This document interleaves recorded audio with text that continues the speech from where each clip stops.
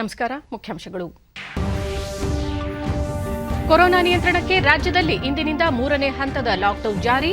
June 14ರವರೆಗೆ ಕಠಿಣ ನಿರ್ಬಂಧ ಮುಂದುವರಿಕೆ. ದೇಶಾದ್ಯಂತ ಸೋಂಕಿನ ಪ್ರಮಾಣ ಇಳಿಕೆ. ರಾಷ್ಟ್ರ ರಾಜಧಾನಿ ಸೇರಿದಂತೆ ಹಲವು ರಾಜ್ಯಗಳಲ್ಲಿ ಲಾಕ್ಡೌನ್ ನಿರ್ಬಂಧ ಸಡಿಲ.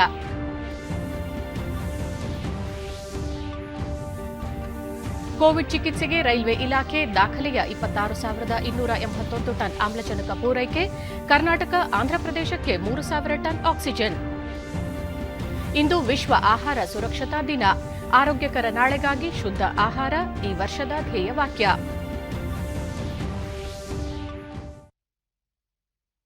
ವಾರ್ತೆಗಳ ವಿವರ.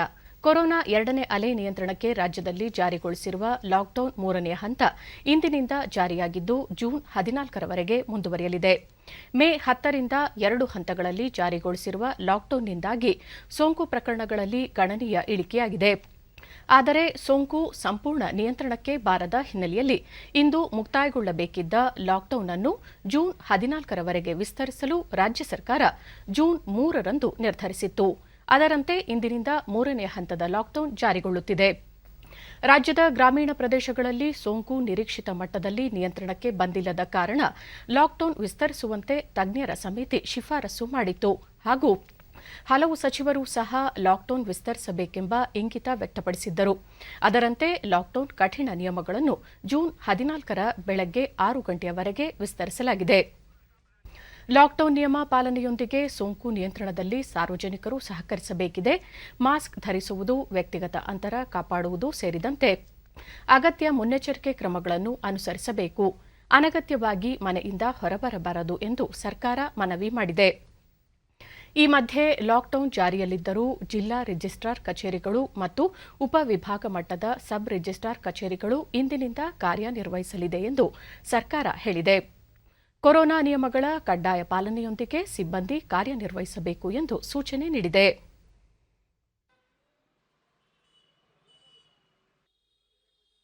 ದೇಶಾದ್ಯಂತ ಕೊರೋನಾ ಸೋಂಕಿನ ಪ್ರಮಾಣ ಸಾಕಷ್ಟು ಇಳಿಮುಖವಾಗಿರುವ ಹಿನ್ನೆಲೆಯಲ್ಲಿ ರಾಷ್ಟ್ರ ರಾಜಧಾನಿ ದೆಹಲಿ ಸೇರಿದಂತೆ ಮತ್ತಷ್ಟು ರಾಜ್ಯಗಳು ಇಂದಿನಿಂದ ಲಾಕ್ಡೌನ್ ನಿಯಮಗಳನ್ನು ಸಡಿಲಿಸಿವೆ. ದೆಹಲಿಯಲ್ಲಿ ಲಾಕ್ಡೌನ್ ನಿಯಮಗಳನ್ನು ಮುಂದುವರಿಯುತ್ತಿವೆಯಾದರೂ ಸಾಕಷ್ಟು ವಿನಾಯಿತಿ ನೀಡಲಾಗಿದೆ. ಸಮ ಬೆಸ ಸಂಖ್ಯೆ ಆಧಾರದ ಮೇಲೆ ದಿನ ಬಿಟ್ಟು ದಿನ ಅಂಗಡಿ, ಶಾಪಿಂಗ್ ಮಾಲ್ಗಳು ಬೆಳಗ್ಗೆ 10ರಿಂದ ರಾತ್ರಿ 8ರವರೆಗೆ ಕಾರ್ಯನಿರ್ವಹಿಸಲಿವೆ. 50% ಉದ್ಯೋಗಿಗಳೊಂದಿಗೆ ಖಾಸಗಿ ಕಚೇರಿಗಳು ಮತ್ತು ಎ ಶ್ರೇಣಿ ಸಿಬ್ಬಂದಿ 100%, ಬಿ ಶ್ರೇಣಿ ಸಿಬ್ಬಂದಿ 50% ಹಾಜರಾತಿಯೊಂದಿಗೆ ಸರ್ಕಾರಿ ಕಚೇರಿಗಳನ್ನು ತೆರೆಯಲು ಅನುಮತಿ ನೀಡಲಾಗಿದೆ. 50% ಆಸನಗಳೊಂದಿಗೆ ಮೆಟ್ರೋ ರೈಲು ಸಂಚಾರ ನಡೆಸಲಿದೆ. ಮಹಾರಾಷ್ಟ್ರದಲ್ಲಿ ಇಂದಿನಿಂದ 5 ಹಂತಗಳಲ್ಲಿ ಲಾಕ್ಡೌನ್ ನಿಯಮಾವಳಿಗಳನ್ನು ಸಡಿಲಗೊಳಿಸಲಾಗುತ್ತಿದೆ. ಸೋಂಕಿನ ಪ್ರಮಾಣ ಆಧರಿಸಿ ರಾಜ್ಯವನ್ನು 5 ವಿಭಾಗಗಳಾಗಿ ವಿಂಗಡಿಸಲಾಗಿದ್ದು, ಪರಿಸ್ಥಿತಿ ಆಧರಿಸಿ ನಿಯಮ ಸಡಿಲಗೊಳಿಸುವ ಜವಾಬ್ದಾರಿಯನ್ನು ಜಿಲ್ಲಾಡಳಿತಗಳಿಗೆ ವಹಿಸಲಾಗಿದೆ. ಮುಂಬೈನಲ್ಲಿ ಬಸ್ ಸಂಚಾರ ಆರಂಭಗೊಂಡಿದ್ದು 50% ಪ್ರಯಾಣಿಕರೊಂದಿಗೆ ಸಂಚರಿಸಲಿವೆ. ಗುಜರಾತ್, ಉತ್ತರ ಪ್ರದೇಶ, ಉತ್ತರಾಖಂಡ ರಾಜ್ಯಗಳಲ್ಲೂ ಸಹ ಹಂತ ಹಂತವಾಗಿ ಲಾಕ್ಡೌನ್ ತೆರವು ಪ್ರಕ್ರಿಯೆ ಆರಂಭವಾಗಿದೆ. ಗುಜರಾತ್ನಲ್ಲಿ 100% ಹಾಜರಾತಿಯೊಂದಿಗೆ ಕೊರೋನಾ ನಿಯಮಗಳ ಪಾಲನೆಯೊಂದಿಗೆ ಕಚೇರಿಗಳನ್ನು ತೆರೆಯಲು ಅನುಮತಿ ನೀಡಲಾಗಿದೆ.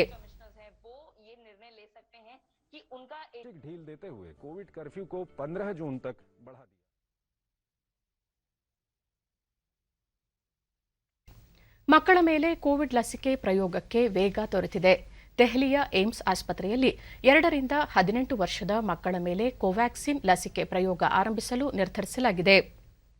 ಕೋವಿಡ್ 3ನೇ ಅಲೆ ವೇಳೆ ಮಕ್ಕಳಿಗೆ ಸೋಂಕು ಹರಡುವ ಪ್ರಮಾಣ ಅಧಿಕವಾಗಿದೆ ಎಂಬ ತಜ್ಞರ ವರದಿ ಹಿನ್ನೆಲೆಯಲ್ಲಿ ಮಕ್ಕಳ ಚಿಕಿತ್ಸೆಗೆ ವಿಶೇಷ ವ್ಯವಸ್ಥೆ ಹಾಗೂ ಲಸಿಕೆ ನೀಡಿಕೆಗೂ ಸಹ ಅನುಕೂಲವಾಗುವಂತೆ ಮಕ್ಕಳ ಮೇಲೆ ಲಸಿಕೆ ಪ್ರಯೋಗ ಆರಂಭವಾಗಿದೆ.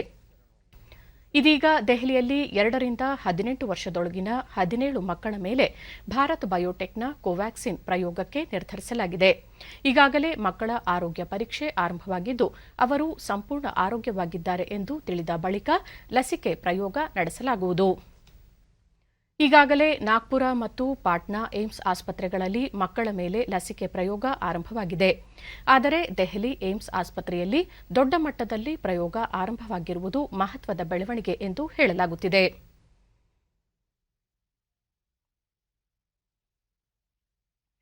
ಮುಖ್ಯಮಂತ್ರಿ ಬಿಎಸ್ ಯಡಿಯೂರಪ್ಪ ಕ್ರಿಯಾಶೀಲರಾಗಿ ಕೆಲಸ ನಿರ್ವಹಿಸುತ್ತಿದ್ದು ನಾಯಕತ್ವ ಬದಲಾವಣೆ ಪ್ರಶ್ನೆಯೇ ಇಲ್ಲ ಎಂದು ಕೇಂದ್ರ ಸಚಿವ ಪ್ರಹ್ಲಾದ್ ಜೋಶಿ ಹುಬ್ಬಳ್ಳಿಯಲ್ಲಿ ನಿನ್ನೆ ಹೇಳಿದ್ದಾರೆ. ರಾಜ್ಯದಲ್ಲಿ ನಾಯಕತ್ವ ಬದಲಾವಣೆ ಕುರಿತು ಪದೇ ಪದೇ ಕೇಳಿಬರುತ್ತಿರುವ ವದಂತಿಗಳಿಗೆ ಪ್ರತಿಕ್ರಿಯಿಸಿದ ಅವರು, ಪಕ್ಷನಿಷ್ಠರಾಗಿ ಹೈಕಮಾಂಡ್ ಅಣತಿ ಪಾಲಿಸುವುದಾಗಿ ಮುಖ್ಯಮಂತ್ರಿ ಯಡಿಯೂರಪ್ಪ ಅವರು ಈಗಾಗಲೇ ಹೇಳಿದ್ದಾರೆ. ರಾಜ್ಯದಲ್ಲಿ ಅವರು ಪರಿಣಾಮಕಾರಿ ನಾಯಕತ್ವ ನೀಡುತ್ತಿದ್ದಾರೆ. ಸದ್ಯಕ್ಕೆ ಕೋವಿಡ್ ನಿರ್ವಹಣೆ ನಮ್ಮೆಲ್ಲರ ಮೊದಲ ಆದ್ಯತೆಯಾಗಿದೆ ಎಂದರು. ಅಸೆಸ್ಮೆಂಟ್ ಏನು ಅಂದರೆ, ಇತ್ತೀಚೆಗೆ ಕೆಲವರೇನು ನಾಯಕತ್ವ ಬದಲಾವಣೆ ಬಗ್ಗೆ ಮಾತುಕತೆಯಲ್ಲಿ ಮೀಡಿಯಾದಲ್ಲಿ ಮತ್ತೊಂದು ಕಡೆ ಪ್ರಾರಂಭ ಆಗಿತ್ತು. ಆ ಹಿನ್ನೆಲೆಯಲ್ಲಿ ಅವರು ಗೌರವಯುತವಾಗಿ ಮಾತು ಹೇಳಿದ್ದಾರೆ. ಯಾವುದೋ ಪ್ರಶ್ನೆಗೆ ಉತ್ತರ ಕೊಡ್ತಾ ಹೇಳಿರ್ಬೋದು, ಯಡಿಯೂರಪ್ಪನವರು ಈ ವಯಸ್ಸಿನಲ್ಲಿ ಉತ್ತಮವಾಗಿ ಕೆಲಸವನ್ನು ಮಾಡ್ತಾ ಇದ್ದಾರೆ, ಅವರು ಕ್ರಿಯಾಶೀಲವಾಗಿ ಕೆಲಸವನ್ನು ಮಾಡ್ತಾ ಇದ್ದಾರೆ. ಹಾಗಾಗಿ ನನಗೆ ಗೊತ್ತಿರೋ ಮಟ್ಟಿಗೆ ಅವ್ರು ಬದಲಾವಣೆ ಮಾಡುವ ಪ್ರಶ್ನೆ ಈಗಿಲ್ಲ. ಕೋವಿಡ್, ನಾವೆಲ್ಲರೂ ಸೇರಿ ಕೋವಿಡ್ ನಿಯಂತ್ರಣವನ್ನು ಮಾಡುವಂಥ ಒಂದು ಪ್ರಮುಖವಾದಂಥ ಕೆಲಸದಲ್ಲಿದ್ದೇವೆ. ಇಂಥ ಸಂದರ್ಭದಲ್ಲಿ ಅವರು ಕೂಡ ಈ ವಯಸ್ಸಿನಲ್ಲಿ ಭಾಳ ಪರಿಶ್ರಮಪಟ್ಟು ಜನರ ಹಿತ ಕಾಪಾಡೋ ದೃಷ್ಟಿಯಿಂದ ಪ್ರಯತ್ನವನ್ನು ಮಾಡ್ತಾ ಇದ್ದಾರೆ. ಅವರು ಮುಖ್ಯಮಂತ್ರಿ ಬದಲಾವಣೆ ಅಂತೇನು ಮೀಡಿಯಾದಲ್ಲಿಯೂ ಕೆಲವು ಕಡೆ ಬರ್ತಾ ಇದೆ, ಅಂದರೆ ಸುದ್ದಿಗಳು ಹರಿದಾಡ್ತಾ ಇದೆ. ಮತ್ತು ಈ ಹಿನ್ನೆಲೆಯಲ್ಲಿಯೂ ಅವರು ಹೈಕಮಾಂಡ್ ಇರುವವರೆಗೆ ಇರ್ತೀನಿ ಅಂತ ಹೇಳಿದ್ದಾರೆ. ಅದು ಪಕ್ಷದ ನಿಷ್ಠೆಗೆ ಅವರೊಂದು ತಕ್ಕಂತೆ ಒಂದು ಹೇಳಿಕೆ ಕೊಟ್ಟಿದ್ದಾರೆ. ಒಬ್ಬ ನಿಷ್ಠಾವಂತ ಪಕ್ಷದ ನಾಯಕರಾಗಿ, ಕಾರ್ಯಕರ್ತರಾಗಿ ಹೇಳಿಕೆ ಕೊಟ್ಟಿದ್ದಾರೆ. ಈ ಮಧ್ಯೆ ಉಪಮುಖ್ಯಮಂತ್ರಿ ಡಾ ಸಿಎನ್ ಅಶ್ವತ್ಥನಾರಾಯಣ ಪ್ರತಿಕ್ರಿಯಿಸಿ, ಮುಖ್ಯಮಂತ್ರಿ ಬಿಎಸ್ ಯಡಿಯೂರಪ್ಪ ಅವರ ನಾಯಕತ್ವ ಬದಲಾವಣೆ ಪ್ರಶ್ನೆಯೇ ಇಲ್ಲ. ಆ ಕುರಿತು ಯಾವುದೇ ಚರ್ಚೆಗಳು ಪಕ್ಷದ ವಲಯದಲ್ಲಿ ನಡೆದಿಲ್ಲ. ಅವರು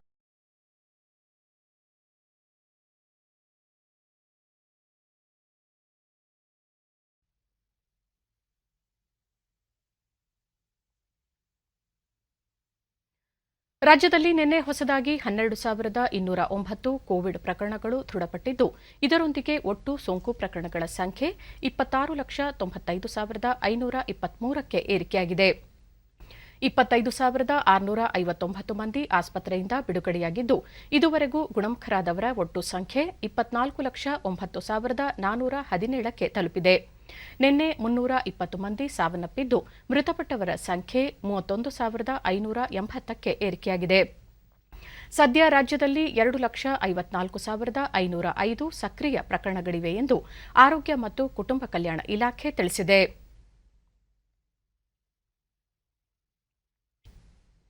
ಬೆಂಗಳೂರಿನಲ್ಲಿ ನಿನ್ನೆ 2,944 ಮಂದಿಗೆ ಸೋಂಕು ತಗುಲಿದ್ದು, ಒಟ್ಟು ಸೋಂಕು ಪ್ರಕರಣಗಳ ಸಂಖ್ಯೆ 11,83,126ಕ್ಕೆ ಏರಿಕೆಯಾಗಿದೆ.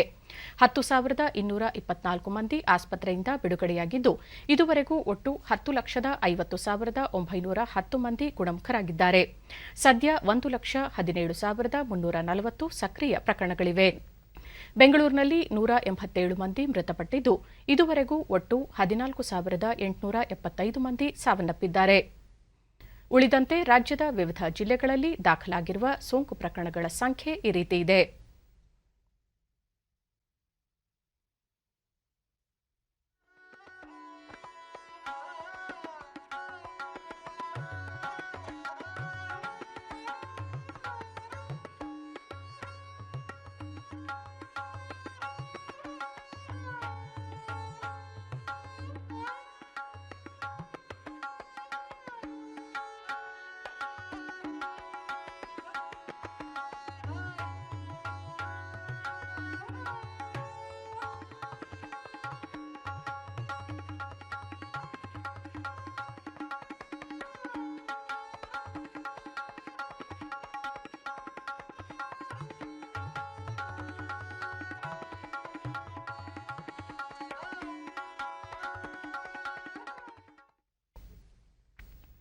ದೇಶದಲ್ಲಿ ಕಳೆದ 24 ಗಂಟೆಗಳಲ್ಲಿ 1,636 ಸೋಂಕು ಪ್ರಕರಣಗಳು ದಾಖಲಾಗಿದ್ದು, ಇದರಿಂದಾಗಿ ಒಟ್ಟು ಸೋಂಕಿತರ ಸಂಖ್ಯೆ 2,89,09,975ಕ್ಕೆ ಏರಿಕೆಯಾಗಿದೆ.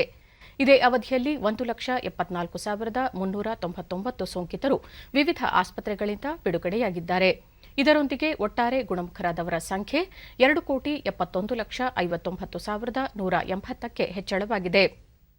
ಚೇತರಿಕೆಯ ಪ್ರಮಾಣ 93.94ಕ್ಕೆ ಏರಿಕೆಯಾಗಿದೆ.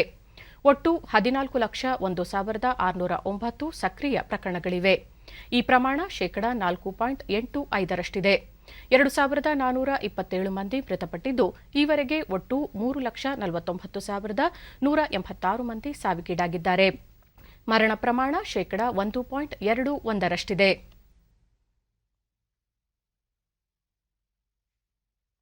ದೇಶದಲ್ಲಿ ಲಸಿಕೆ ಅಭಿಯಾನ ವಿಶೇಷವಾಗಿ ಮುಂದುವರೆದಿದೆ. ಇದುವರೆಗೆ 23,27,86,482 ಮಂದಿಗೆ ಲಸಿಕೆ ನೀಡಲಾಗಿದೆ ಎಂದು ಕೇಂದ್ರ ಆರೋಗ್ಯ ಸಚಿವಾಲಯ ತಿಳಿಸಿದೆ. ಕಳೆದ 24 ಗಂಟೆಗಳಲ್ಲಿ 13,90,916 ಮಂದಿಗೆ ಲಸಿಕೆ ನೀಡಲಾಗಿದೆ. ದೇಶದಲ್ಲಿ ಕೊರೋನಾ ಮಾದರಿಗಳ ಪರೀಕ್ಷಾ ಸಾಮರ್ಥ್ಯದಲ್ಲಿ ನಿರಂತರವಾಗಿ ಹೆಚ್ಚಳ ಮಾಡಲಾಗುತ್ತಿದ್ದು, ಇದುವರೆಗೆ ಒಟ್ಟು 36,63,34,111 ಮಂದಿಗೆ ಕೊರೋನಾ ಮಾದರಿ ಪರೀಕ್ಷೆ ನಡೆಸಲಾಗಿದೆ. ನಿನ್ನೆ ಒಂದೇ ದಿನ 15,87,589 ಮಂದಿಯ ಮಾದರಿ ಪರೀಕ್ಷಿಸಲಾಗಿದೆ ಎಂದು ಭಾರತೀಯ ವೈದ್ಯಕೀಯ ಸಂಶೋಧನಾ ಮಂಡಳಿ ಐಸಿಎಂಆರ್ ತಿಳಿಸಿದೆ. ಕೊರೋನಾ ಸೋಂಕಿತರ ಚಿಕಿತ್ಸೆಗೆ ಅನುಕೂಲವಾಗುವಂತೆ ದ್ರವ ರೂಪದ ಆಮ್ಲಜನಕ ಪೂರೈಸುವಲ್ಲಿ ರೈಲ್ವೆ ಇಲಾಖೆ ದಾಖಲೆ ನಿರ್ಮಿಸಿದೆ. ಇದುವರೆಗೆ ದೇಶದ 15 ರಾಜ್ಯಗಳಿಗೆ 26,281 ಟನ್ ದ್ರವ ರೂಪದ ವೈದ್ಯಕೀಯ ಆಮ್ಲಜನಕವನ್ನು ಪೂರೈಕೆ ಮಾಡಿದೆ. ದೇಶಾದ್ಯಂತ 376 ಆಕ್ಸಿಜನ್ ಎಕ್ಸ್‌ಪ್ರೆಸ್ ರೈಲುಗಳ ಮೂಲಕ ಆಮ್ಲಜನಕ ಪೂರೈಕೆ ಮಾಡಲಾಗಿದೆ. ಅದರಲ್ಲೂ ಕರ್ನಾಟಕ ಮತ್ತು ಆಂಧ್ರಪ್ರದೇಶ ರಾಜ್ಯಗಳಿಗೆ 3,000 ಟನ್ಗಿಂತಲೂ ಅಧಿಕ ಆಮ್ಲಜನಕ ಪೂರೈಸಿರುವುದಾಗಿ ರೈಲ್ವೆ ಇಲಾಖೆ ಹೇಳಿದೆ. ಕರ್ನಾಟಕ, ಆಂಧ್ರಪ್ರದೇಶ ಮಾತ್ರವಲ್ಲದೆ ಉತ್ತರಾಖಂಡ್, ಮಹಾರಾಷ್ಟ್ರ, ಮಧ್ಯಪ್ರದೇಶ, ರಾಜಸ್ಥಾನ, ತಮಿಳುನಾಡು, ಹರಿಯಾಣ, ತೆಲಂಗಾಣ, ಪಂಜಾಬ್, ಕೇರಳ, ದೆಹಲಿ, ಉತ್ತರ ಪ್ರದೇಶ, ಜಾರ್ಖಂಡ್ ಮತ್ತು ಅಸ್ಸಾಂ ರಾಜ್ಯಗಳಿಗೂ ಆಮ್ಲಜನಕ ಒದಗಿಸಲಾಗಿದೆ. ಹಬಬಾ, ಬರೋಡಾ, ಮುಂದ್ರಾ, ರೂರ್ಕೆಲಾ, ದುರ್ಗಾಪುರ, ಟಾಟಾನಗರ, ಅಂಗುಲ್ ಮತ್ತಿತರ ಸ್ಥಳಗಳಿಂದ ಆಕ್ಸಿಜನ್ ಎಕ್ಸ್‌ಪ್ರೆಸ್ ಮೂಲಕ ಆಮ್ಲಜನಕ ಪೂರೈಕೆ ಮಾಡಲಾಗಿದೆ. ದಿವ್ಯಾಂಗರನ್ನು ಕೋವಿಡ್ನಿಂದ ರಕ್ಷಿಸಲು ರಾಜ್ಯ ಸರ್ಕಾರದ ಲಸಿಕಾ ಕಾರ್ಯಕ್ರಮದಡಿ ಜಿಲ್ಲೆಗಳಲ್ಲಿ ಲಸಿಕಾ ಅಭಿಯಾನ ಮುಂದುವರೆದಿದೆ. ಅದರಂತೆ ಬೆಳಗಾವಿ ಜಿಲ್ಲೆಯ ನಿಪ್ಪಾಣಿ ಪಟ್ಟಣದಲ್ಲಿ ಹಮ್ಮಿಕೊಳ್ಳಲಾಗಿದ್ದ ಲಸಿಕಾ ಕಾರ್ಯಕ್ರಮಕ್ಕೆ ಮಹಿಳಾ ಮತ್ತು ಮಕ್ಕಳ ಕಲ್ಯಾಣ ಇಲಾಖೆ ಸಚಿವೆ ಶಶಿಕಲಾ ಜೊಲ್ಲೆ ನಿನ್ನೆ ಚಾಲನೆ ನೀಡಿದರು. ಈ ವೇಳೆ ನೂರಾರು ಮಂದಿ ದಿವ್ಯಾಂಗರು ಮತ್ತು ಹಿರಿಯ ನಾಗರಿಕರು ಪಾಲ್ಗೊಂಡು ಲಸಿಕೆ ಪಡೆಯುವ ಮೂಲಕ ಕಾರ್ಯಕ್ರಮವನ್ನು ಯಶಸ್ವಿಗೊಳಿಸಿದರು. ಬಳಿಕ ಸಚಿವೆ ಶಶಿಕಲಾ ಜೊಲ್ಲೆ ಕೋವಿಡ್ನಿಂದಾಗಿ ಸಾಕಷ್ಟು ಸಮಸ್ಯೆಗಳು ಉಂಟಾಗಿವೆ, ದಿವ್ಯಾಂಗರು ಮತ್ತು ಹಿರಿಯ ನಾಗರಿಕರು ಚಿಕಿತ್ಸೆಗಾಗಿ ನಗರದ ಆಸ್ಪತ್ರೆಗಳಿಗೆ ತೆರಳುವುದು ಕಷ್ಟ. ಈ ಹಿನ್ನೆಲೆಯಲ್ಲಿ ಲಸಿಕಾ ಅಭಿಯಾನ ಹಮ್ಮಿಕೊಳ್ಳಲಾಗಿದೆ. ಕೋವಿಡ್ 3ನೇ ಅಲೆಯ ಸೂಚನೆ ಹಿನ್ನೆಲೆಯಲ್ಲಿ ಮಕ್ಕಳಿಗಾಗಿಯೇ ಪ್ರತ್ಯೇಕ ಕೋವಿಡ್ ಚಿಕಿತ್ಸಾ ಕೇಂದ್ರಗಳನ್ನು ತೆರೆಯಲು ಚಿಂತಿಸಲಾಗುತ್ತಿದ್ದು, ಶೀಘ್ರವೇ ಅಂತಿಮ ನಿರ್ಧಾರ ಕೈಗೊಳ್ಳುವುದಾಗಿ ತಿಳಿಸಿದರು. ವ್ಯಾಕ್ಸಿನೇಷನ್ ಮಾಡಬೇಕು ಅಂತ ಆದೇಶ ಮಾಡಿದ್ರು. ಕರ್ನಾಟಕದಲ್ಲಿ ಎಲ್ಲ ಕಡೆಗೂ ಕೂಡ ಪ್ರಾರಂಭ ಆಗ್ತಾ ಇದೆ. ನಮ್ಮ ವಿಶೇಷ ಚೇತನ ವ್ಯಕ್ತಿಗಳು ಮತ್ತು ಹಿರಿಯ ನಾಗರಿಕರಿಗೆ ವ್ಯಾಕ್ಸಿನೇಷನ್ ಕೊಡುವಂಥದ್ದನ್ನು ನಾವು ಪ್ರಾರಂಭ ಮಾಡಿದ್ದೀವಿ. ಮತ್ತೊಂದು ನಾನು ಹೇಳಿದ್ದೇನೆ, ಯಾಕಂದರೆ ಗ್ರಾಮ ಪಂಚಾಯಿತಿ ಕಟ್ಟಡಗಳು ಚಿಕ್ಕದಾಗಿರೋದ್ರಿಂದ ಸೋಷಿಯಲ್ ಡಿಸ್ಟೆನ್ಸ್ ಮೇಂಟೈನ್ ಮಾಡೋದು ಅವಶ್ಯಕತೆ ಇರೋದ್ರಿಂದ ಆ ಗ್ರಾಮದಲ್ಲಿರ್ತಕ್ಕಂಥ ದೇವಸ್ಥಾನಗಳು ಇಲ್ಲಾಂದರೆ ಸಮುದಾಯ ಭವನಗಳನ್ನು ಆಯ್ಕೆ ಮಾಡಿ ಅಲ್ಲಿಯೇ ಸೋಷಿಯಲ್ ಡಿಸ್ಟೆನ್ಸನ್ನು ಮೇಂಟೈನ್ ಮಾಡಿ ಅವರಿಗೆ ವ್ಯಾಕ್ಸಿನೇಷನ್ ಆಗಬೇಕು ಅಂತ ಇವತ್ತು ನಾನು TH ಅವ್ರಿಗೂ ಕೂಡ ಹೇಳಿದ್ದೀನಿ. ನಾಳೆಯಿಂದ ಪ್ರತಿ ಗ್ರಾಮ ಪಂಚಾಯಿತಿಯಲ್ಲಿ ಇದು ಪ್ರಾರಂಭ ಆಗ್ತದೆ. ಡಿಡಿ ನ್ಯೂಸ್ನೊಂದಿಗೆ ಫಲಾನುಭವಿ ಅರವಿಂದ ಚೌಹಾಣ್ ಲಸಿಕೆ ಪಡೆದುಕೊಂಡಿದ್ದರಿಂದ ನೆಮ್ಮದಿಯ ಜೊತೆಗೆ ವಿಶ್ವಾಸವೂ ಮೂಡಿದೆ. ಆತಂಕವಿಲ್ಲದೆ ಎಲ್ಲರೂ ಲಸಿಕೆ ಪಡೆದು ಆರೋಗ್ಯ ರಕ್ಷಣೆ ಮಾಡಿಕೊಳ್ಳಬೇಕು ಎಂದು ಮನವಿ ಮಾಡಿದರು.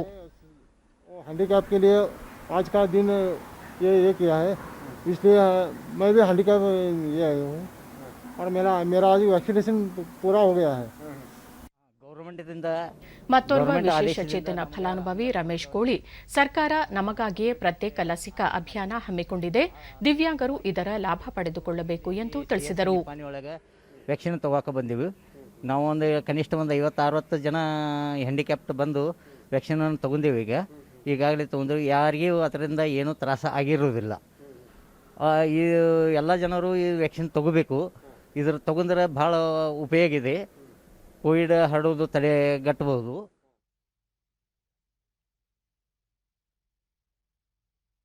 ಲಾಕ್ಡೌನ್ನಿಂದಾಗಿ ಹೋಟೆಲ್ ವ್ಯಾಪಾರ ವಹಿವಾಟುಗಳು ಇಲ್ಲದ ಕಾರಣ ಹಲವು ಮಂದಿ ಆಹಾರಕ್ಕಾಗಿ ಪರಿತಪಿಸುವಂತಾಗಿದೆ. ಈ ಸಂಕಷ್ಟದ ಸಂದರ್ಭದಲ್ಲಿ ಹಲವರು ಸಹಾಯ ಹಸ್ತ ಚಾಚಿದ್ದಾರೆ. ಮೈಸೂರಿನಲ್ಲಿ ಕನ್ನಡ ಚಿತ್ರರಂಗದ ಹಾಸ್ಯ ನಟ ಚಿಕ್ಕಣ್ಣ ಹಸಿವಿನಿಂದ ಬಳಲುತ್ತಿರುವ ಕಾರ್ಮಿಕರು, ಬಡವರು, ಆಸ್ಪತ್ರೆಗೆ ಬರುವ ರೋಗಿಗಳ ಸಂಬಂಧಿಕರಿಗೆ ನಿತ್ಯ ಆಹಾರ ವಿತರಿಸುವ ಮೂಲಕ ಸಾಮಾಜಿಕ ಸೇವೆಯಲ್ಲಿ ತೊಡಗಿಸಿಕೊಂಡಿದ್ದಾರೆ. ಚಿಕ್ಕಣ್ಣ ಅವರ ಜೊತೆಗೆ ಮೈಸೂರಿನ ಹಲವು ಅಡುಗೆ ಕೆಲಸಗಾರರು ಕೈಜೋಡಿಸಿದ್ದು ಉಚಿತವಾಗಿ ಆಹಾರ ತಯಾರಿಸಿಕೊಡುತ್ತಿದ್ದಾರೆ.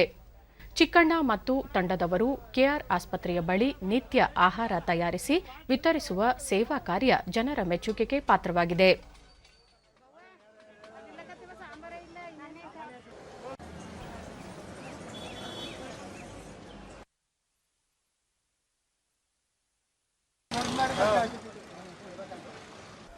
ಡೈಲಿ ಅಡುಗೆ ಮಾಡಿಕೊಡ್ತಾ ಇದ್ದಾರೆ. ಡಿಡಿ ನ್ಯೂಸ್ನೊಂದಿಗೆ ನಟ ಚಿಕ್ಕಣ್ಣ ಆಸ್ಪತ್ರೆಗೆ ಬರುವ ರೋಗಿಗಳ ಸಂಬಂಧಿಗಳಿಗೆ ಊಟದ ಸಮಸ್ಯೆ ಎದುರಾಗಿತ್ತು.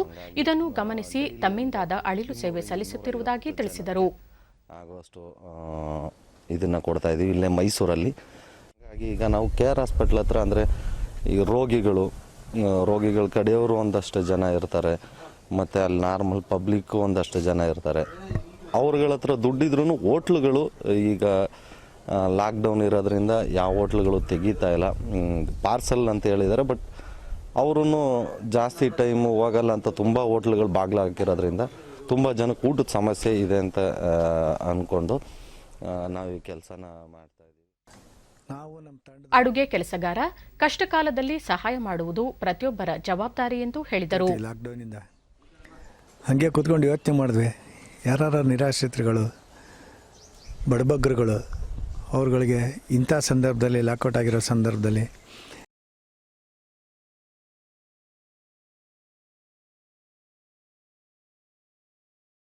ಸಹಕಾರ ಕೊಟ್ಟರು. ನಾವೆಲ್ಲ ಒಟ್ಟಿಗೆ ಸೇರಿಕೊಂಡು ಒಂದು ತಂಡ ಮಾಡಿಕೊಂಡು ದಿನ ಒಂದು 150ರಿಂದ 200 ಜನ ಆಗೋಷ್ಟು ಆಹಾರ ಪದಾರ್ಥನ ರೆಡಿ ಮಾಡಿಕೊಂಡು ಕೆಆರ್ ಹಾಸ್ಪಿಟ್ಲು ಮುಂದ್ಗಡೆ ಒಂದು ಜಾಗದಲ್ಲಿ ಹಂಚ್ತಾ ಇದ್ದೀವಿ. ಫಲಾನುಭವಿ ಕಾರ್ಮಿಕರು, ಚಿಕ್ಕಣ್ಣ ಮತ್ತು ತಂಡದವರ ಕಾರ್ಯ ಮಾದರಿಯಾಗಿದೆ. ಪ್ರತಿಯೊಬ್ಬರೂ ಇಂತಹ ಸಾಮಾಜಿಕ ಕಾರ್ಯಗಳಲ್ಲಿ ತೊಡಗಿಸಿಕೊಂಡು ತೊಂದರೆಗೊಳಗಾದವರ ನೆರವಿಗೆ ಧಾವಿಸಬೇಕು ಎಂದರು. ಕೊಡೋರಿದ್ರೆ ಅವರು ಸಹ ಅಂತ ಅವರು ಕೊಡ್ಬೋದು ಸರ್. ಜನಗಳು ಪಾಪ ಹೆಂಗೋ ಇನ್ನೊಂದು ತಿಂಗಳು ಕೊಟ್ಟರೆ ಮುಂದಕ್ಕೆ ಅವರು ಕೆಲಸ ಕೂಲಿ ಕೆಲಸ ಮಾಡಿಕೊಂಡು ಅದು ಇದು ಮಾಡಿ ಅವ್ರ ಜೀವನ ಮಾಡ್ಕೋತಾರೆ. ಎಲ್ಲರಿಗೂ ಊಟ ಇಲ್ಲಾರ್ರೆ ಊಟ ಕೊಡ್ತಿದ್ದಾರೆ. ನಮ್ಮ ಲಾಕ್ಡೌನಿಂದ ಸುಮಾರು ಸಮಸ್ಯೆ ಆಗಿದೆ. ಊಟ ಇಲ್ಲ, ಕೆಲಸ ಮಾಡೋಕ್ಕೆ ಇದಿಲ್ಲ, ಏನಿಲ್ಲ. ಅವ್ರಿಗೆ ಒಳ್ಳೇದಾಗಲಿ, ಆ ರೀತಿನ ಎಲ್ಲರೂ ಮಾಡಲಿ ಅಂತ, ಎಲ್ಲ ಪ್ರೋತ್ಸಾಹ ಮಾಡಲಿ ಅಂತ ಬೇಡ್ತಾರೆ.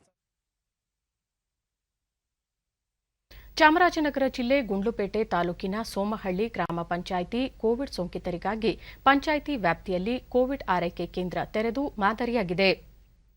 ಹಳ್ಳಿಯ ಜನರು ತಮ್ಮ ಊರಿನಲ್ಲೇ ಚಿಕಿತ್ಸೆ ಪಡೆದುಕೊಳ್ಳುವುದರಿಂದ ಜನರಿಗೆ ಆತಂಕ ನಿವಾರಣೆ ಆಗುವುದಲ್ಲದೆ ನೆಮ್ಮದಿಯ ಭಾವ ಮೂಡಿಸಲಿದೆ. ಸೋಂಕಿತರು ಶೀಘ್ರ ಗುಣಮುಖರಾಗಲಿ ಎಂಬ ಉದ್ದೇಶದಿಂದ ಸುಮಾರು 1 ಲಕ್ಷ ರೂಪಾಯಿ ವೆಚ್ಚದಲ್ಲಿ ಸರಳ ಕೋವಿಡ್ ಆರೈಕೆ ಕೇಂದ್ರ ತೆರೆಯಲಾಗಿದೆ.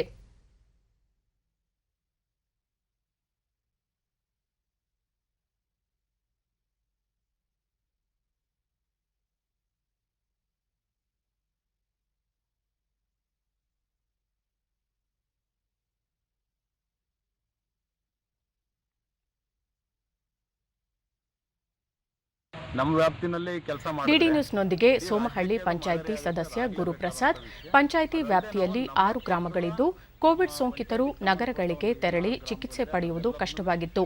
ಈ ಹಿನ್ನೆಲೆಯಲ್ಲಿ ಗ್ರಾಮದಲ್ಲೇ ಕೋವಿಡ್ ಆರೈಕೆ ಕೇಂದ್ರ ತೆರೆಯಲಾಗಿದೆ ಎಂದರು. ನಾವು ಜಿಲ್ಲಾ ಕೇಂದ್ರಗಳು ಹಾಗೂ ತಾಲೂಕು ಆರೋಗ್ಯ ಕೇಂದ್ರಗಳಿಗಿಂತ, ಐಸೋಲೇಷನ್ ಕೇಂದ್ರಗಳಿಗಿಂತ ನಮ್ಮ ಗ್ರಾಮ ಪಂಚಾಯಿತಿ ವ್ಯಾಪ್ತಿನಲ್ಲೇ ಇದನ್ನು ಮಾಡೋದಾದರೆ ನಮ್ಮ ಜೀವಗಳನ್ನ ಒಂದು ಸುರಕ್ಷಿತವಾಗಿ ಉಳಿಸ್ಕೊಳ್ಳೋದು. ಅದರ ಜೊತೆಗೆ ನಾವು ಈಗ ಅಲ್ಲೋಗಿ ನಾವು ಒಬ್ಬರನ್ನ ನೋಡಿ ಬರೋದು ಅಂತಕ್ಕಿಂತ ನಮ್ಮೂರು ಜನ ಎಲ್ಲ ಬಂದು ಇಲ್ಲಿ ಇರೋ ಅಂಥವ್ರಿಗೆ ಧೈರ್ಯ ತುಂಬಿದ್ರೆ ಆ ಕುಟುಂಬಗಳು ಉಳಿತವೆ ಅನ್ನೋ ಒಂದು ಉದ್ದೇಶದಿಂದ ನಾವು ಇದನ್ನು ಈ ಕಾರ್ಯಕ್ರಮನ ಹಮ್ಮಿಕೊಂಡಿದ್ದೀವಿ.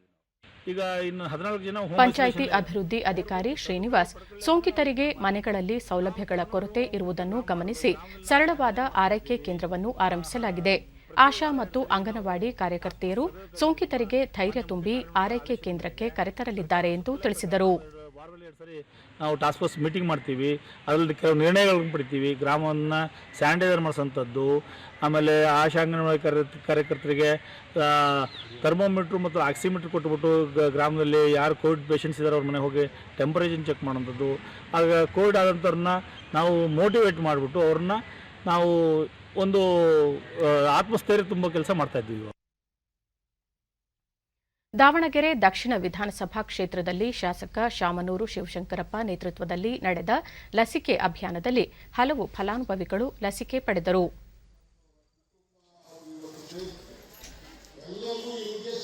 ನಮ್ಮ ಎಸಿಸಿ ಜನರಲ್ ಸೆಕ್ರೆಟರಿ ಅವರು ಟೇಕನ್ ಎ ಬಿಗ್ ಸ್ಟ್ಯಾಂಡ್. ನಾನು ಯಾಕೆ ಇಂಗ್ಲಿಷ್ ಹೇಳ್ತಾ ಇದ್ದೀನಿ ಅಂದ್ರೆ, ಫಲಾನುಭವಿ ಸಿದ್ದಮ್ಮ ಉಚಿತ ಲಸಿಕೆ ಅಭಿಯಾನದಿಂದ ಜನರಿಗೆ ಅನುಕೂಲವಾಗಿದೆ ಎಂದು ತಿಳಿಸಿದರು. ಎಲ್ಲರಿಗೂ 5 ಕಡೆಗೆ ಇದು ಮಾಡ್ತಾ ಇದ್ದಾರೆ, ಎಲ್ಲರಿಗೂ ಅನುಕೂಲ ಆಗ್ತಾ ಐತಿ. ಅವರಿಗೆ ನನಗೆ ವಂದನೆ. ಇನ್ನೋರ್ವ ಫಲಾನುಭವಿ ಶಾಂತಕುಮಾರ್ ಈ ಅಭಿಯಾನದಿಂದ ಸೋಂಕು ಹರಡುವುದನ್ನು ತಡೆಯಲು ಸಹಾಯವಾಗಿದೆ ಎಂದರು. ಈ ಹಳೆ ಭಾಗದ ಕಡೆಯಿಂದ 5 ಕಡೆ ಬೂತ್ ಓಪನ್ ಮಾಡಿ ಉಚಿತವಾಗಿ ಲಸಿಕೆಯನ್ನು ಕೊಡಿಸ್ತಾ ಇದ್ದಾರೆ. ಒಳ್ಳೆಯದಾಗ್ತಾ ಇದೆ. ಶಿವಮೊಗ್ಗ ಕರ್ನಾಟಕ ಕಾರ್ಮಿಕ ಕಲ್ಯಾಣ ಇಲಾಖೆ ಹಾಗೂ ಕಟ್ಟಡ ನಿರ್ಮಾಣ ಮಂಡಳಿ ವತಿಯಿಂದ ಬಣ್ಣಗಾರರು, ಕಬ್ಬಿಣ ಮತ್ತು ಗಾರೆ ಕೆಲಸಗಾರರಿಗೆ ಅಗತ್ಯ ಪರಿಕರಗಳನ್ನು ವಿತರಿಸಲಾಗುತ್ತಿದೆ.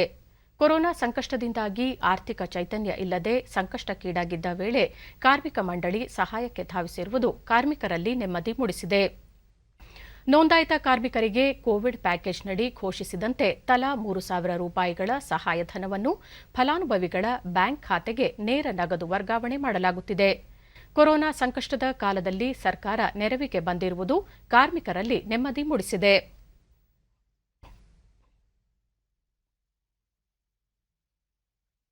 ಡಿಡಿ ನ್ಯೂಸ್ನೊಂದಿಗೆ ಕಟ್ಟಡ ಕಾರ್ಮಿಕ ಅನಿಲ್, ಸರ್ಕಾರ ಸಂಕಷ್ಟ ಕಾಲದಲ್ಲಿ ನೆರವಿಗೆ ಬಂದಿರುವುದು ವಿಶ್ವಾಸ ಮೂಡಿಸಿದೆ ಎಂದು ನನಗೆ ಕಟ್ಟಡ ಕಾರ್ಮಿಕರಿಂದ ತುಂಬಾ ನನಗೆ ರೋಲರು, ಬ್ರಷ್ಗಳನ್ನು ಕೊಟ್ಟು ಅವರು ಸಹಾಯವನ್ನು ಮಾಡ್ತಾ ಇದ್ದಾರೆ. ಅವರಿಗೆ ನಮ್ಮ ಪರವಾಗಿ ಹೃತ್ಪೂರ್ವಕ ವಂದನೆಗಳನ್ನು ಸಲ್ಲಿಸುತ್ತೇನೆ. ಅವರು ನಮಗೆ ಹತ್ತಾರಗಳನ್ನು ಕೆಲಸ ಮಾಡಲು ಕೊಡಲಿಕ್ಕೆ ಸಹಾಯ ಮಾಡಿದ್ದಕ್ಕೆ ನಮಗೆ ತುಂಬ ಅನುಕೂಲ ಆಗ್ತಾ ಇದೆ. ಮತ್ತೋರ್ವ ಕಾರ್ಮಿಕ ಅಣ್ಣಪ್ಪ, ತಾವು ಕಬ್ಬಿಣದ ವೆಲ್ಡಿಂಗ್ ಕೆಲಸ ಮಾಡುತ್ತಿದ್ದು ಪರಿಕರಗಳನ್ನು ಖರೀದಿಸಲು ಆರ್ಥಿಕ ಬಲವಿಲ್ಲದ ವೇಳೆ ಸರ್ಕಾರ ಅಗತ್ಯ ಪರಿಕರಗಳನ್ನು ವಿತರಿಸುತ್ತಿರುವುದು ಸಂತಸ ಮೂಡಿಸಿದೆ ಎಂದು ತಿಳಿಸಿದರು.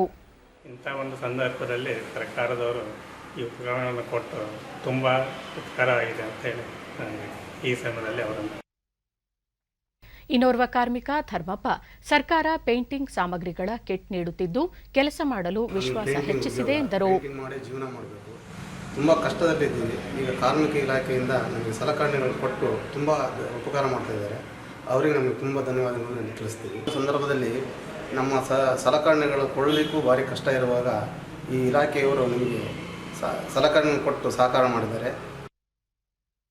ಕಾರ್ಮಿಕ ಹೇಮಪ್ಪ, ಕಾರ್ಮಿಕರಿಗೆ 3,000 ರೂಪಾಯಿ ಸಹಾಯಧನ ವಿತರಿಸುವ ಜೊತೆಗೆ ಅಗತ್ಯ ಸಾಮಗ್ರಿಗಳನ್ನು ನೀಡುತ್ತಿರುವುದಕ್ಕೆ ಮೆಚ್ಚುಗೆ ಸೂಚಿಸಿದರು. ಕಾರ್ಮಿಕರ ಇಲಾಖೆಯಿಂದ ಪರಿಕರ ಕೊಟ್ಟಿದ್ದಾರೆ ಪೇಂಟಿಂಗ್, ಸರ್ಕಾರಕ್ಕೆ ನನ್ನ. ಕಾರ್ಮಿಕ ಅಧಿಕಾರಿ, ಕೋವಿಡ್ ಹಾಗೂ ಲಾಕ್ಡೌನ್ನಿಂದಾಗಿ ಕಾರ್ಮಿಕರ ಜೀವನ ಸಂಕಷ್ಟ ಕಾಲದಲ್ಲಿ ಕಾರ್ಮಿಕ ಕಾರ್ಮಿಕ ನಿಗಮಗಳು ನೆರವಿಗೆ ಬಂದಿವೆ ಎಂದು ತಿಳಿಸಿದರು. ಆಮೇಲೆ ಮೇಷನ್ನು ಇವರಿಗೆ ಒಂದು ಪರಿಕರಗಳನ್ನ ಕೊಡ್ತಾ ಇದ್ವಿ. ಅದನ್ನ ಆದ್ಯತೆ ಮೇರೆಗೆ ನಾವು ಕಟ್ಟಡ ಕಾರ್ಮಿಕರಿಗೆ ಒಂದು ಡಿಸ್ಟ್ರಿಬ್ಯೂಟ್ ಮಾಡ್ತಾ ಇದ್ದೀವಿ. ಇಂದು ವಿಶ್ವ ಆಹಾರ ಸುರಕ್ಷತಾ ದಿನ. ಸುರಕ್ಷಿತ ಮತ್ತು ಆರೋಗ್ಯಪೂರ್ಣ ಆಹಾರದ ಮಹತ್ವ ಸಾರುವ ನಿಟ್ಟಿನಲ್ಲಿ ಜೂನ್ 7ರಂದು ವಿಶ್ವ ಆಹಾರ ದಿನ ಆಚರಿಸಲಾಗುತ್ತದೆ. ಮಕ್ಕಳಲ್ಲಿ ಅಪೌಷ್ಟಿಕತೆ ದೂರ ಮಾಡುವುದು ಸೇರಿದಂತೆ ಮನುಷ್ಯನ ಆರೋಗ್ಯಪೂರ್ಣ ಜೀವನಕ್ಕಾಗಿ ಸುರಕ್ಷಿತ ಆಹಾರ ಆತನ ಮೂಲಭೂತ ಅವಶ್ಯಕತೆಯಾಗಿದ್ದು, ಹೀಗಾಗಿ ಜನರಲ್ಲಿ ಸುರಕ್ಷಿತ ಮತ್ತು ಆರೋಗ್ಯಪೂರ್ಣ ಆಹಾರದ ಬಗ್ಗೆ ಜಾಗೃತಿ ಮೂಡಿಸಲು ಆಹಾರ ದಿನ ಆಚರಿಸಲಾಗುತ್ತದೆ. ಆರೋಗ್ಯಕರ ನಾಳೆಗಾಗಿ ಇಂದು ಶುದ್ಧ ಆಹಾರ ಎಂಬುದು ಈ ವರ್ಷದ ಆಹಾರ ದಿನಾಚರಣೆಯ ಘೋಷವಾಕ್ಯವಾಗಿದೆ. ಶುದ್ಧ ಮತ್ತು ಸುರಕ್ಷಿತ ಆಹಾರದಿಂದ ರೋಗಗಳನ್ನು ತಡೆಗಟ್ಟುವುದರ ಜೊತೆಗೆ ರೋಗ ನಿರೋಧಕ ಶಕ್ತಿಯನ್ನು ಹೆಚ್ಚಿಸಿಕೊಳ್ಳಲು ಅನುಕೂಲವಾಗುತ್ತದೆ. ಕೊರೋನಾ ಸೋಂಕು ದೇಶವನ್ನು ಕಾಡುತ್ತಿರುವ ಈ ಸಂದರ್ಭದಲ್ಲಿ ಸುರಕ್ಷಿತ ಆಹಾರ ಕ್ರಮ ಅತ್ಯಂತ ಪ್ರಮುಖವಾಗಿದೆ. ವಿಶ್ವಸಂಸ್ಥೆಯು 2018ರಲ್ಲಿ ವಿಶ್ವ ಆಹಾರ ಸುರಕ್ಷತಾ ದಿನವನ್ನು ಅಧಿಕೃತವಾಗಿ ಘೋಷಣೆ ಮಾಡಿತು. 2019ರಲ್ಲಿ ಆಹಾರ ಸುರಕ್ಷತಾ ದಿನ ಆಚರಿಸಿ ಜಾಗೃತಿ ಮೂಡಿಸುವ ಜಾಥಾ ಆಂದೋಲನಗಳನ್ನು ಹಮ್ಮಿಕೊಳ್ಳಲಾಯಿತು. ಆದರೆ ಕೊರೋನಾ ಸೋಂಕಿನ ಕಾರಣದಿಂದ ಕಳೆದ ವರ್ಷ ಮತ್ತು ಈ ವರ್ಷ ಸಾರ್ವಜನಿಕ ಕಾರ್ಯಕ್ರಮಗಳು ನಡೆಯುತ್ತಿಲ್ಲ. ವಿಶ್ವ ಆಹಾರ ಸುರಕ್ಷತಾ ದಿನಕ್ಕೆ ಶುಭಾಶಯ ಕೋರಿ ಕೇಂದ್ರ ಆರೋಗ್ಯ ಸಚಿವ ಡಾ ಹರ್ಷವರ್ಧನ್ ಟ್ವೀಟ್ ಮಾಡಿದ್ದು, ಆರೋಗ್ಯಕರ ನಾಳೆಗಾಗಿ ಇಂದು ಶುದ್ಧ ಆಹಾರ ಎಂಬ ಧ್ಯೇಯವಾಕ್ಯದೊಂದಿಗೆ ಪ್ರಸಕ್ತ ಸಾಲಿನ ವಿಶ್ವ ಆಹಾರ ಸುರಕ್ಷತಾ ದಿನ ಆಚರಿಸಲಾಗುತ್ತಿದೆ. ಆರೋಗ್ಯ ಮತ್ತು ಪೌಷ್ಟಿಕತೆ ಮಧ್ಯೆ ಇರುವ ಸಂಬಂಧ ನಿರ್ಣಾಯಕವಾಗಿದ್ದು, ಜನತೆ ತಮ್ಮ ಉತ್ತಮ ಆರೋಗ್ಯಕ್ಕಾಗಿ ಉತ್ತಮ ಆಹಾರ ಪದ್ಧತಿಯನ್ನು ಅನುಸರಿಸಬೇಕು. ಅದಕ್ಕಾಗಿ ಅಭಿಯಾನ ಆರಂಭಿಸೋಣ ಎಂದು ಹೇಳಿದ್ದಾರೆ. ಆರೋಗ್ಯ ಸಚಿವ ಡಾ ಕೆ ಸುಧಾಕರ್ ಸಹ ಟ್ವೀಟ್ ಮೂಲಕ ವಿಶ್ವ ಆಹಾರ ಸುರಕ್ಷತಾ ದಿನದ ಶುಭಾಶಯ ಕೋರಿದ್ದು, ಉತ್ತಮ ಆಹಾರ ಸೇವಿಸಿ ಆರೋಗ್ಯವಾಗಿರಿ ಎಂದು ತಿಳಿಸಿದ್ದಾರೆ. ಸೆನ್ಸೆಕ್ಸ್ ಮುಂಬೈ ಷೇರು ಮಾರುಕಟ್ಟೆಯಲ್ಲಿಂದು ಆರಂಭಿಕ ವಹಿವಾಟಿನಲ್ಲಿ ಷೇರು ಸಂವೇದಿ ಸೂಚ್ಯಂಕ ಸೆನ್ಸೆಕ್ಸ್ 180 ಅಂಕಗಳ ಏರಿಕೆಯೊಂದಿಗೆ 52,280ರಲ್ಲಿ ವಹಿವಾಟು ಆರಂಭಿಸಿದೆ. ರಾಷ್ಟ್ರೀಯ ಸಂವೇದಿ ಸೂಚ್ಯಂಕ ನಿಫ್ಟಿ ಸಹ 41 ಅಂಕಗಳ ಏರಿಕೆಯೊಂದಿಗೆ 15,711ರಲ್ಲಿತ್ತು.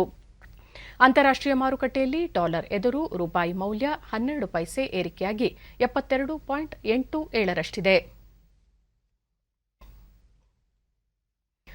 ಮಾಜಿ ಸಚಿವ ಪ್ರೊಫೆಸರ್ ಮುಮ್ತಾಜ್ ಅಲಿ ಖಾನ್ ವಯೋಸಹಜ ಕಾಯಿಲೆಗಳಿಂದ ಇಂದು ನಿಧನರಾಗಿದ್ದಾರೆ. ಅವರಿಗೆ 94 ವರ್ಷ ವಯಸ್ಸಾಗಿತ್ತು. 2008ರಲ್ಲಿ ಮುಖ್ಯಮಂತ್ರಿ ಬಿಎಸ್ ಯಡಿಯೂರಪ್ಪ ಅವರ ಸಚಿವ ಸಂಪುಟದಲ್ಲಿ ಹಜ್, ವಕ್ಫ್ ಮತ್ತು ಅಲ್ಪಸಂಖ್ಯಾತರ ಖಾತೆ ಸಚಿವರಾಗಿದ್ದ ಮುಮ್ತಾಜ್ ಅಲಿ ಖಾನ್ ಅವರು ಶಿಕ್ಷಣ ಮತ್ತು ಸಾಹಿತ್ಯ ಕ್ಷೇತ್ರಕ್ಕೂ ಸಾಕಷ್ಟು ಕೊಡುಗೆ ನೀಡಿದ್ದಾರೆ. ಮುಮ್ತಾಜ್ ಅಲಿ ಖಾನ್ ಅವರ ನಿಧನಕ್ಕೆ ಮುಖ್ಯಮಂತ್ರಿ ಬಿಎಸ್ ಯಡಿಯೂರಪ್ಪ ಸಂತಾಪ ವ್ಯಕ್ತಪಡಿಸಿದ್ದಾರೆ. ವಿಧಾನ ಪರಿಷತ್ ಸದಸ್ಯರಾಗಿ, ಸಚಿವರಾಗಿ ಅತ್ಯುತ್ತಮ ಸೇವೆ ಸಲ್ಲಿಸಿದ ಅವರು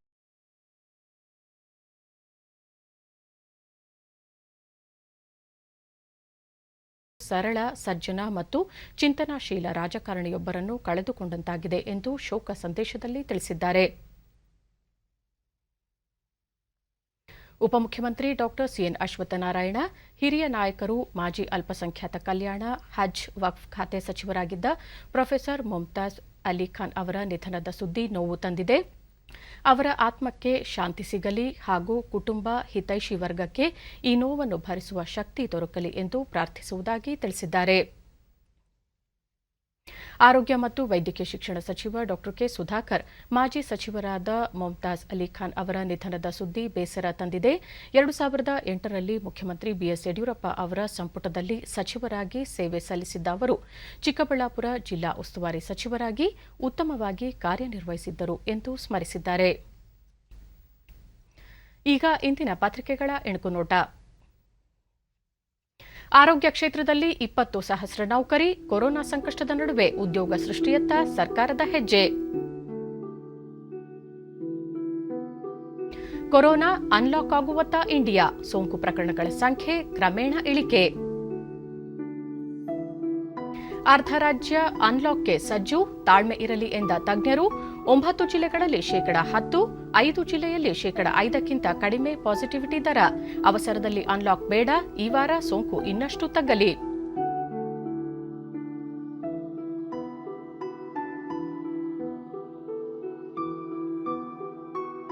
ನಾಯಕತ್ವ ಹೊಯ್ದಾಟ, ಬಿಎಸ್ವೈ ಸಹನೆ ಸ್ಫೋಟ, ಹೈಕಮಾಂಡ್ ಹೇಳಿದರೆ ತಕ್ಷಣ ರಾಜೀನಾಮೆ ಕೊಡುವೆ ಎಂದ ಮುಖ್ಯಮಂತ್ರಿ ಯಡಿಯೂರಪ್ಪ. ನಾಯಕತ್ವ ಕುರಿತ ಕಿರುಕುಳ ಹಿನ್ನೆಲೆಯಲ್ಲಿ ವರಿಷ್ಠರು ಭಿನ್ನರಿಗೆ ಕಠಿಣ ಸಂದೇಶ ರವಾನೆ.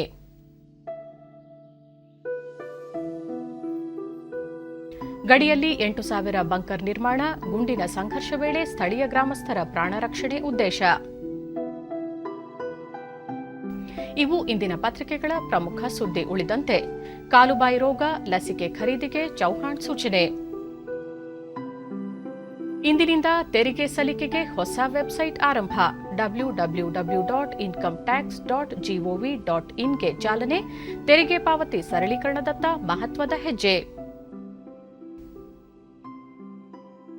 9.27 ಲಕ್ಷ ಮಕ್ಕಳಲ್ಲಿ ತೀವ್ರ ಅಪೌಷ್ಟಿಕತೆ, ಕೊರೋನಾ ಬಿಕ್ಕಟ್ಟಿನಿಂದ ಪರಿಸ್ಥಿತಿ ಮತ್ತಷ್ಟು ಗಂಭೀರ, ಕೇಂದ್ರದ ಮಾಹಿತಿ. ಉತ್ತರ ಕರ್ನಾಟಕಕ್ಕೆ ಮುಂಗಾರು ಪ್ರವೇಶ, ಹೊಲ ಸ್ವಚ್ಛಗೊಳಿಸುತ್ತಿರುವ ರೈತರು, ಬೀಜ, ರಸಗೊಬ್ಬರ ಖರೀದಿಯ ಭರಾಟೆ.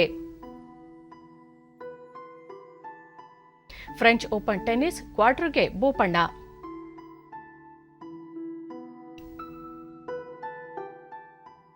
ಕೊನೆಯಲ್ಲಿ ಮತ್ತೊಮ್ಮೆ ಮುಖ್ಯಾಂಶಗಳು. ಕೊರೋನಾ ನಿಯಂತ್ರಣಕ್ಕೆ ರಾಜ್ಯದಲ್ಲಿ ಇಂದಿನಿಂದ 3ನೇ ಹಂತದ ಲಾಕ್ಡೌನ್ ಜಾರಿ. ಜೂನ್ 14ರವರೆಗೆ ಕಠಿಣ ನಿರ್ಬಂಧ ಮುಂದುವರಿಕೆ. ದೇಶಾದ್ಯಂತ ಸೋಂಕಿನ ಪ್ರಮಾಣ ಇಳಿಕೆ. ರಾಷ್ಟ್ರ ರಾಜಧಾನಿ ಸೇರಿದಂತೆ ಹಲವು ರಾಜ್ಯಗಳಲ್ಲಿ ಲಾಕ್ಡೌನ್ ನಿರ್ಬಂಧ ಸಡಿಲ. ಕೋವಿಡ್ ಚಿಕಿತ್ಸೆಗೆ ರೈಲ್ವೆ ಇಲಾಖೆ ದಾಖಲೆಯ 26,281 ಟನ್ ಆಮ್ಲಜನಕ ಪೂರೈಕೆ. ಕರ್ನಾಟಕ ಆಂಧ್ರಪ್ರದೇಶಕ್ಕೆ 3,000 ಟನ್ ಆಕ್ಸಿಜನ್. ಇಂದು ವಿಶ್ವ ಆಹಾರ ಸುರಕ್ಷತಾ ದಿನ. ಆರೋಗ್ಯಕರ ನಾಳೆಗಾಗಿ ಶುದ್ಧ ಆಹಾರ ಈ ವರ್ಷದ ಧ್ಯೇಯವಾಕ್ಯ.